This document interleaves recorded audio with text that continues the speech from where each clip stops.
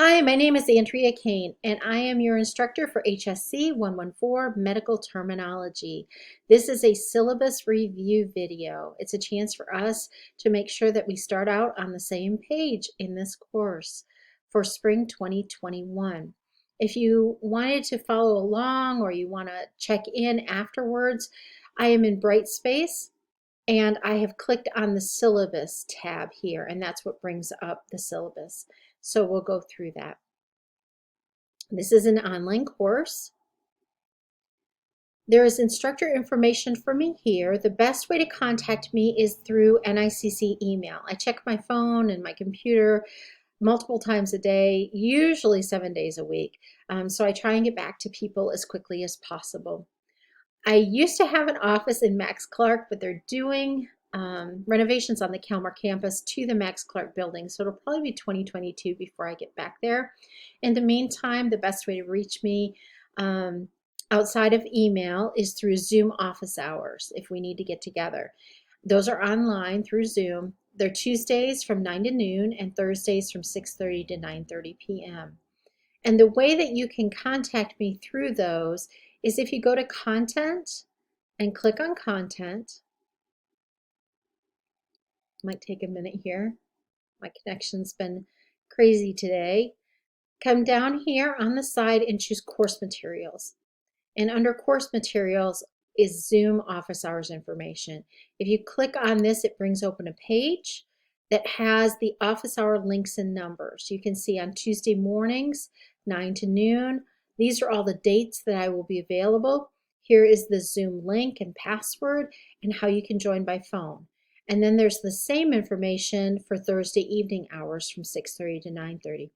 If you need me, other than those two for office hours, for us to Zoom or connect, please reach out to me through email and we will set something up. Those other days, times by appointments, I will need to create a new Zoom link specifically for our meeting, and I will do that and send that to you so that you'll have that. So let's click back to syllabus and finish going through that information. It's coming. It just takes a few seconds. The required materials for this course are one textbook. It's The Language of Medicine by Davy Allen Chabner, the 12th edition. Make sure you have the 12th edition. It's a relatively new textbook. It's one that we probably are going to use for the next at least 2 years, maybe 3 years. It's a great textbook, and I think you'll really enjoy going through it. The next part of the syllabus is course information. This comes directly from the course guide. And the course guide itself is also under content. I don't know if you noticed that, but when you were in content and course materials, the course guide is in there as well, the entire course guide with all the objectives. Grading procedures and scale are here. I don't change the grading scale. This is standard to the Health Information Technology Allied Health Program. The scale over here is just simply the points plugged in. You will have 17 discussions, 17 assignments, and 16 quizzes, and this is how they fall out in terms of points and percentage. There is a course calendar, and it will show you what's happening each week. And this is a good time for me now to show you where you can get a copy of the syllabus that's a PDF version. If you want to print this out at home to have with you, you're welcome to do that or access it online. So let's go take a look at that really quick. Again, click on Content, and once you're under Content, you're going to come down to Course Materials, and here's where I was telling you about the syllabus and the course guide. So let's click on the syllabus, and you will see here's the PDF version. And this might look familiar to you if you've been at NICC for other semesters in terms of the layout. It has information from the course guide in it with our objectives.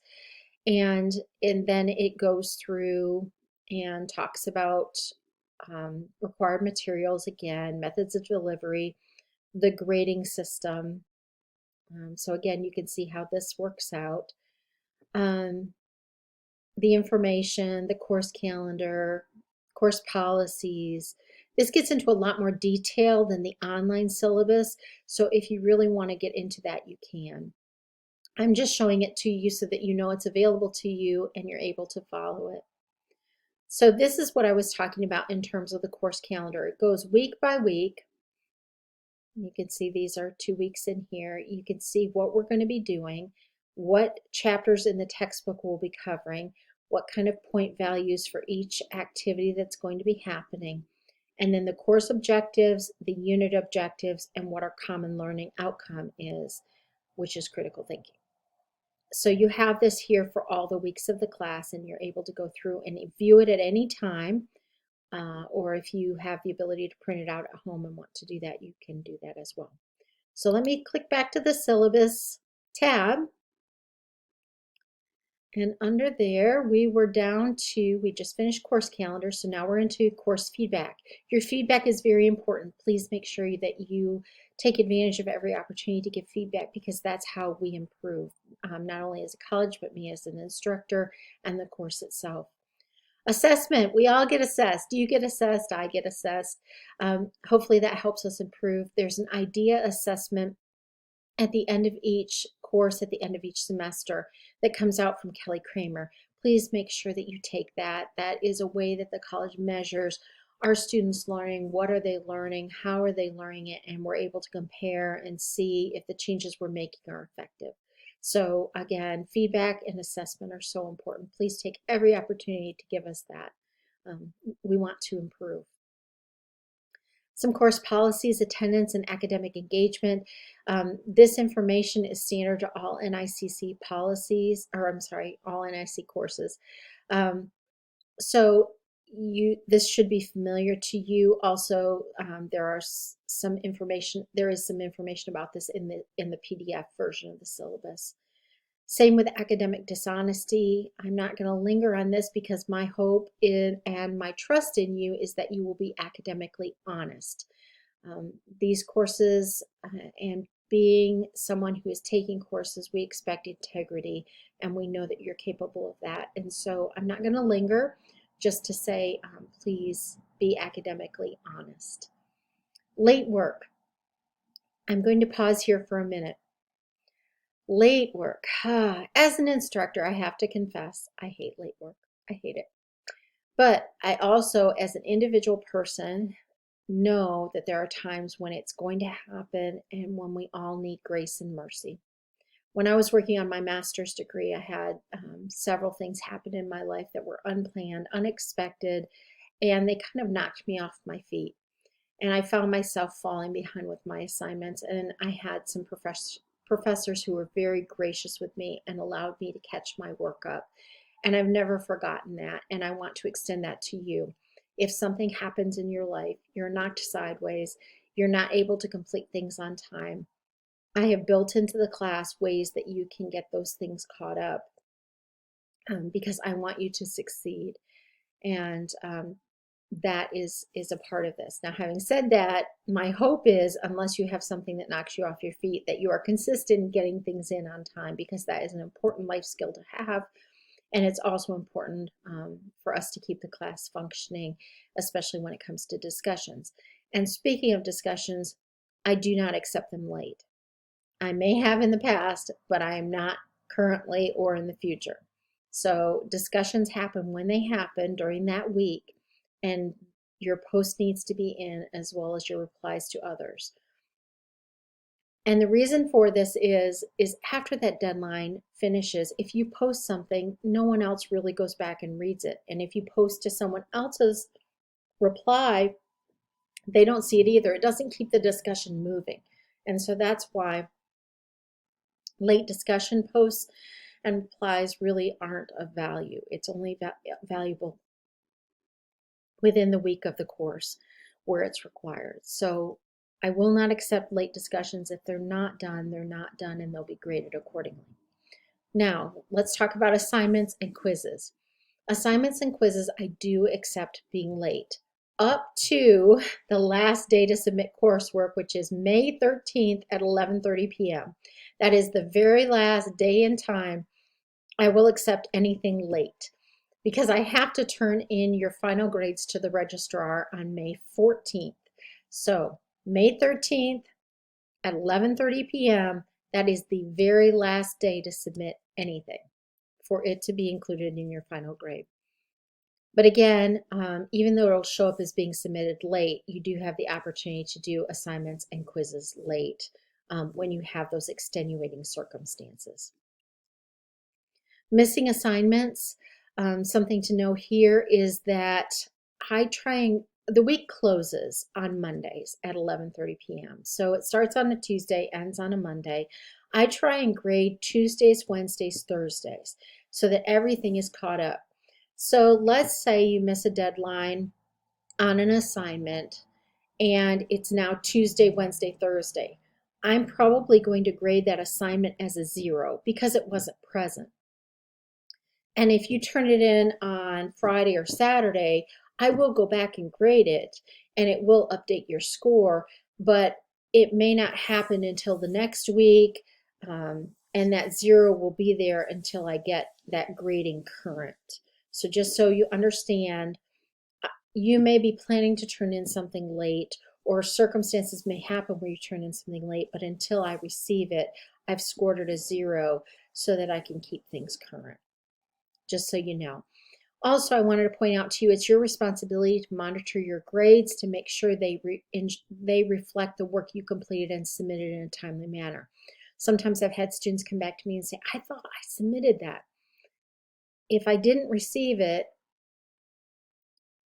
sometimes I'll email you and I'll ask you, hey, did you submit this? I noticed that typically you submit things, you haven't on this one, and ask you to resubmit it. But if you notice there's a 0 and you think, hey, I submitted that, please make sure that you shoot me an email so that we can investigate it and figure out what happened so that you can go ahead and either re-upload it into Brightspace or so that I can see what's happening. And sometimes Brightspace can be a little temperamental. And I've had students email me their assignments through email, and then I'll go ahead and grade them in Brightspace and make a note saying thank you for emailing that to me, and then I keep that email with your file. So there's that. But please know, I don't always know that you haven't submitted it or that it was a Brightspace glitch or that you intend to do it late. All I know is at the time that I'm grading, I don't have it, and so that's where it gets marked as a 0 sometimes. There is no makeup testing, and the reason for this is that most tests are a one and done type of deal. And in my test particularly, I make sure that when you finish the test, you can see not only what you got wrong, but what the correct answer is so that you can understand that for the future. That's why I don't do second attempts. So make sure that you have a very stable internet connection when you go to take a test so that you can make it through in one shot. Please do not sit down to take a test if you don't think you have enough time, because when you get off, whatever you haven't answered is automatically scored as 0. And I can't go back in and reopen the test for you except under very specific circumstances. So just be aware of that. There really is no makeup testing, at least not in this course. Talked about Zoom office hours, how you go into course materials for those. Also want to point out any course changes or updates will be communicated by announcements in Brightspace. Where will you find announcements? Well, when you first sign into your class, this is the screen that you'll see. It's probably going to be smaller. I enlarged it for the purposes of our video today. But announcements are right here. And so you will then see those. So back to syllabus. But anyway, announcements are where I put any changes or things that you need to know that are pretty urgent. Sometimes I will email out, but for the most part, please be looking under announcements for that. I talked about how due dates are typically Monday following the week of class, Monday at 11:30 p.m. I try and give you as much time as possible. Typically, those are very clear in Brightspace. They have to be the way that Brightspace is arranged. If you have any questions, please ask me. Shoot me an email and ask me if you're not sure, but check Brightspace first. I have discussions opening early. You can complete those in advance of the week if you want. I mean, if you want to take the first 2 weeks of class and do all the discussions for the semester, you can do that. But please don't forget that you need to go back and read your classmates' posts, and I would encourage you to read all of them and reply to at least 2 of them. I really encourage you to reply to more than 2, but 2 is the absolute minimum. There are rubrics for the discussions, so make sure you take a look at those. The reason why I use rubrics in my classes are because it is a fair benchmark. It is very clear to you up front what I'm looking for and how I'm going to grade and the value that I place on it. And that way there's less subjectivity and it's just more cut and dry. The video reviews, you're watching the first one, which is the syllabus review, which is the most important of the 3. And there's a quiz after this. There are also 2 other review videos that I really, really hope that you watch. The next one is a study guide, so to speak. I've had students ask me, they'll say, I'm really concerned about this class. There's so much material and how am I going to learn it all? And I'm not even sure where to start. The study guide video is for that purpose. It's to give you a chance to say, I can do this. This is how I start. Here's where I can go. Here are some things that I can look at or do. So I really encourage you to watch that study guide video. Also, if you click on content and you come over here on the side, there are some resources to support your learning over here. Resources to support your learning under content. There are, well, not the final review, but these websites here, you may find those to be helpful. And at the very least, they give you some new ideas, perhaps. So I'll go back to syllabus, but yes, try and watch the study guide review video. I think that will be really helpful. The third review video is on book features. The textbook has some really great stuff in the back, and it's a short video, maybe 3 minutes, and it just goes over what's in the back of the book and how it could be helpful to you. So I do really encourage you to do that. Assignments, again, can be started and completed at any time, but they do have specific due dates. Most of them have rubrics that go with them. And again, please review the rubrics before you start the assignments. Okay, let's talk about weekly assignments and weekly quizzes. In this class, weekly assignments are quizzes and weekly quizzes are quizzes. They're both under the quiz heading. Weekly assignments are different than weekly quizzes, even though they're both quizzes. Weekly assignments open on Tuesdays, and there are 2 attempts available. They are timed but not time limited, and they are graded based on completion only, meaning you can bomb a weekly assignment and still get an A because you completed it.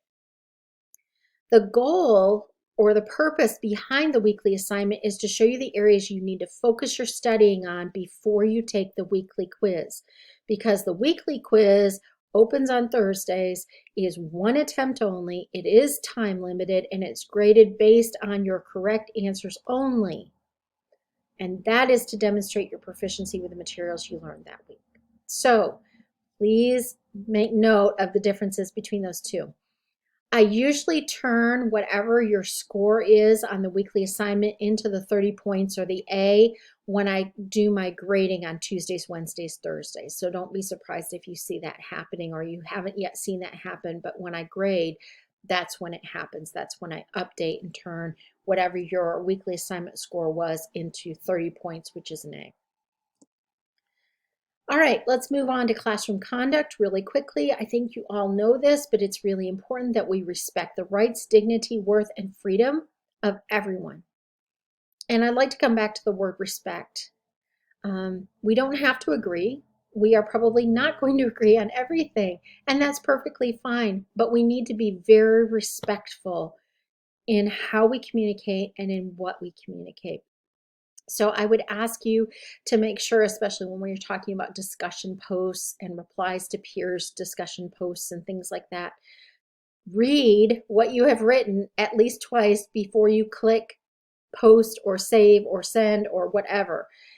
Make sure that it says what you think it needs to say in a respectful manner.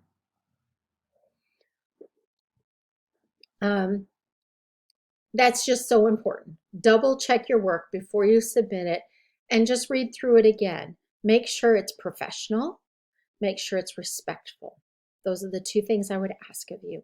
And then as a person who reads it, I would ask you to be objective about reading it. It is not meant to be personal. It is not meant to be hurtful. We're meant to have this civil, respectful discussion, which may mean that we have different viewpoints. And both sides need to be respectful in how they make their point, but also in how they receive their point. If something is offensive, I definitely need to know about it. I do review and read every single discussion post before I ever grade. So I would see something if it were there. But if for some reason you feel particularly strongly about it, I would ask you to shoot me an email so that I could take a special double check look at it and handle the situation as is appropriate. But again, having said that, I think we have responsibility on both sides in what we post and in being objective and professional and businesslike about how we read it. So I would just ask that. But again, I'm going back to we need to respect the rights, dignity, worth, and freedom of all students. So moving on, the next section is about class continuation during campus closing. That really doesn't apply to us. We're online, so we always meet. And it's not that we have to meet at a certain time, it's within the week. So this really doesn't apply to us. If you have not yet used the Learning Center, I really encourage you, if you have a need, to reach out to the Learning Center. They are great people. They have wonderful resources. Please don't be shy. They are so helpful and so good. So yes, if you find that you're in need of tutoring or you need help with a paper or anything like that, reach out to the Learning Center. Access, if you are having issues with any of the materials that are in this class, please shoot me an email and I'll see what I can do. But we do have Read Speaker for Brightspace, which should be helpful. Of course, copyright is just standard as always. And etiquette has to do with how we maintain our civility, and hopefully that you have run across this before. But again, it's all about respect. It's all about being respectful in what we share and how we share it, as well as how we receive it, and going through all of that.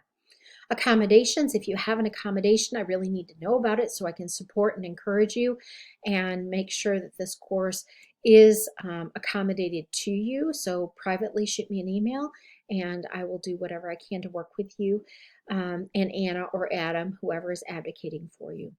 If you do not have an accommodation but feel like you need to explore that, please reach out to Anna or Adam, depending on which campus you're closest to. They are wonderful people and they are glad to help. So please don't be shy about that. Again, non-discrimination. Here at NICC, we all believe that there should never be any discrimination on the basis of race, color, national origin, sex, disability, age, employment status, sexual orientation, gender identity, creed, religion, actual or potential parental, family, or marital status in any program, activity, or employment practice. We believe that strongly and want to make this a place of non-discrimination. And then this just has some information about confidentiality. Definitely want to be confidential and respect your confidentiality through all of this. And then it has a disclaimer here at the bottom, which I'm not going to go over. If you have any questions about the syllabus, please reach out to me through email. I would encourage you to read through the PDF version if you have questions first and see if it's answered in that PDF version, which is a lot longer than this one here. This one's meant to be an abbreviated sort of just the important points. All right, that's all I have for you. I hope you're doing well. I look forward to getting to know you. I hope you enjoy this class. We have so much material to cover, but it's interesting. It really is fascinating. And I think that you'll come away feeling like this was really a great use of your time and money as a course for school. So again, I'm here if you need me. I look forward to getting to know you, and let's have fun. Take care.